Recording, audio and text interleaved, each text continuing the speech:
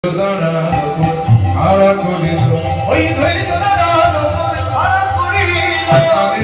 থাকা চাই, ধৈর্য থাকা চাই, ধৈর্য থাকা চাই, ধৈর্য থাকা চাই। বুঝবি যদি ব্রজের কানাই প্রাণে ধৈর্য থাকা চাই, বুঝবি যদি ব্রজের কানাই প্রাণে ধৈর্য থাকা চাই। ধৈর্য দ্বারার উপর খাড়া করিল, ধৈর্য দ্বারার উপর খাড়া করিল।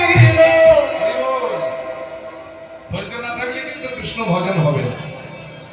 কৃষ্ণ ভজনের মূল সম্পত্তি হলো ধৈর্য। অল্প ধৈর্যে কৃষ্ণ ভজন হয় না, হয় না। কেমন জানেন, এক ব্যক্তি গুরুর কাছে দীক্ষা গ্রহণ করতে গেছে। গুরুদেব বললেন, বাবা অত সহজে দীক্ষা হবে, তোমায় পরীক্ষা দিতে হবে, তুমি কৃষ্ণ সেবক, কৃষ্ণ ভজনের উপযুক্ত। তাহলে কি করতে হবে গুরুদেব? এই নাও মাটির কলসি, আর এই কলসি করে গঙ্গা থেকে জল এনে প্রত্যেকদিন আমার এই আশ্রমে কৃষ্ণের ফুলের বাগান আর তুলসীর বাগানে ঢালবো। আমি যেদিন বুঝবো যে তুমি উপযুক্ত হয়েছ, আমি সেদিন নিজেই ডেকে তোমায় দীক্ষা দেব। শুরু হলো কঠোর পরীক্ষা।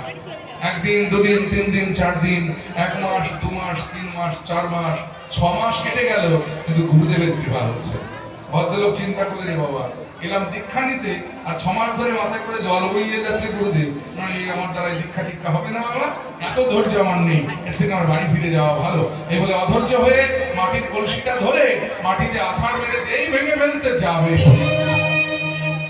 এমন সময় কথা বলে উঠলো মাটির কলসিটা, ধরাও। কে? আমি মাটির কলসি। বলে বাবা মাটির কলসি আবার কথা বলতে জানে নাকি? বলে প্রয়োজন হলে তাও জানে। তুমি আমায় থামিয়ে দিলে কেন? বলে দেবো না, তোমার ধৈর্য নেই, তুমি বাড়ি ফিরে যেতেই পারো, আমায় কেন বঞ্চিত করছো?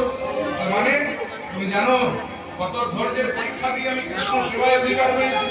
তাহলে শুনবেন আপনার ধৈর্যের ইতিহাস হল। আমি প্রথম জীবনে মাটির কলসি ছিলাম। আমি ছিলাম একটা জমিতে মাটির উপরে। চাষি ভাই প্রত্যেক বছর আমার উপরে লাঙল দিয়ে ফালা ফালা করে চাষ করে আমার উপরে বীজ বুনে সোনার ফসল বুনত, আর আমি সেই রোদ জল বৃষ্টি মাথায় নিয়ে প্রত্যেকবার নির্বিকারে সকল যন্ত্রণা ভোগ করে আমি ওই চাষি ভাইকে সোনার ফসল উপহার দিতাম। এইভাবে চলছিল বাকি। একদিন এক কুমোর বেটা এলো ঝুড়ি আর কোদাল দিয়ে। কোদাল দিয়ে জমি থেকে আমায় কেটে কেটে ওই ঝুড়িতে ভরে বাড়িতে নিয়ে এলো। দুপুরবেলা রোদের মধ্যে, উঠানের মধ্যে আমায় ফেলে আমার উপরে জল দিয়ে 2 পা দিয়ে আচ্ছা করে আমাকে মারাতে লাগলো। আমার তখন খুব কষ্ট হলো, জান। মনে মনে চিন্তা করলাম, এই কুমোর বেটার প্রাণে দয়া মায়া বলে কিছু নাই রে বাবা, এইভাবে আমাকে নিষ্ঠুর ভাবে পা দিয়ে মারাচ্ছে।